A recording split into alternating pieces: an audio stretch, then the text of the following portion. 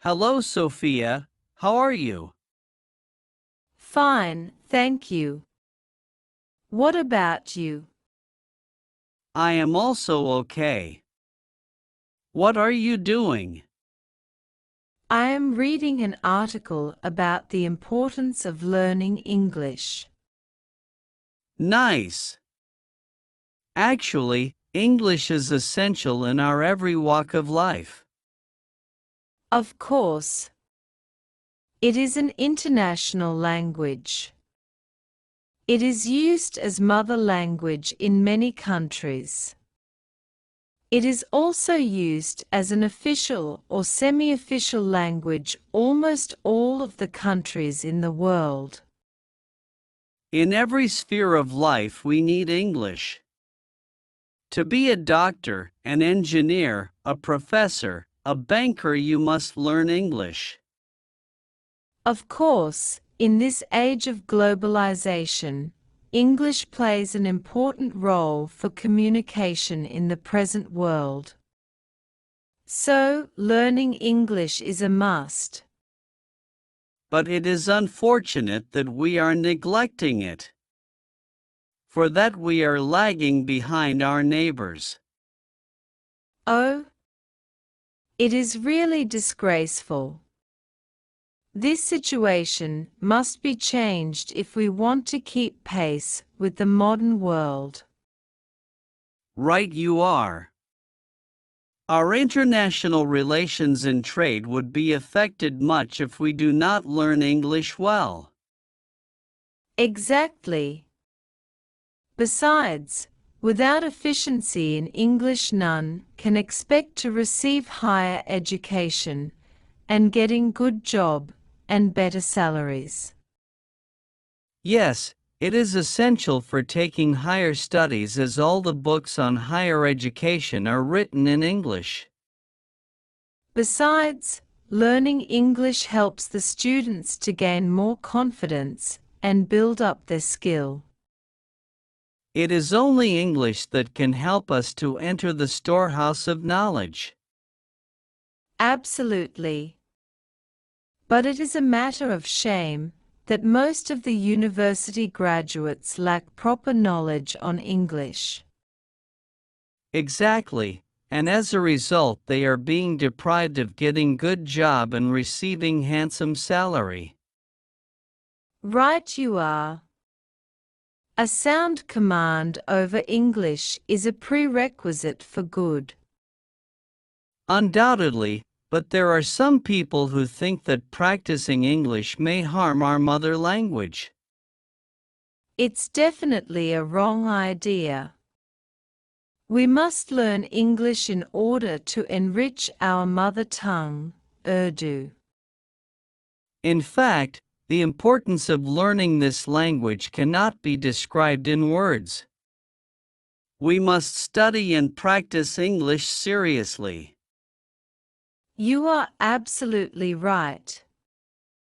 Thank you.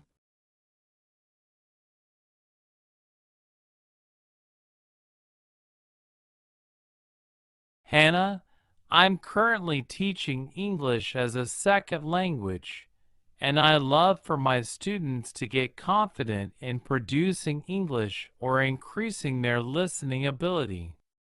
I know that you speak English as a second language, but you do such an amazing job and it's inspiring to me. So I love my students to improve and like it. And so, because you're a perfect example, what are some strategies you have for my students so I could tell them? Firstly, I worked on listening, and there are so many websites that are designed for English learners, and YouTube or any, so many sites that you can check on. Yeah, like that. I shall probably start with the listening first. You said, firstly, listening. Why is listening so important? It's because when you want to communicate, of course, the English is a tool, communication tool, first, you have to understand what the speakers say. So first, I worked on listening. By listening to audio, or the sound, then you can learn vocab and also spelling, and you know the meaning, of course. Eventually, you can move on to the next English skill. That's why I start working on listening first. What about anything else that you have any other strategies? Personally, I found that learning vocab, and especially idioms, helped me a lot. Yeah, idioms are tough. Yes, because often I found it difficult to understand what the speakers say. I could hear, I could understand what the single words they say. But sometimes it was hard to sort of grasp the meaning what they are actually saying. So learning idioms or vocab helped me a lot, yeah. When you learn the idioms, you can understand them. Did you ever use them yourself when you, tried it out in the wild, so to speak, using the idioms you learned? Yes, I did it gradually. I mean, when I was in high school, I started speaking. I started studying English when I was in high school. First thing I did was visiting those websites that, designed for English speakers, English learners. At the same time, I start watching American TV dramas, and in that sense, you can sort of understand in what situation you can use those particular phrases or idioms.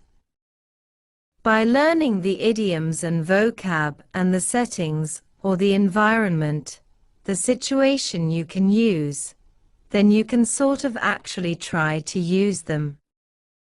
At the beginning I was so nervous, but I'm sure. Yeah. I mean, it's really difficult to use idioms in any language, but English has so many, I think.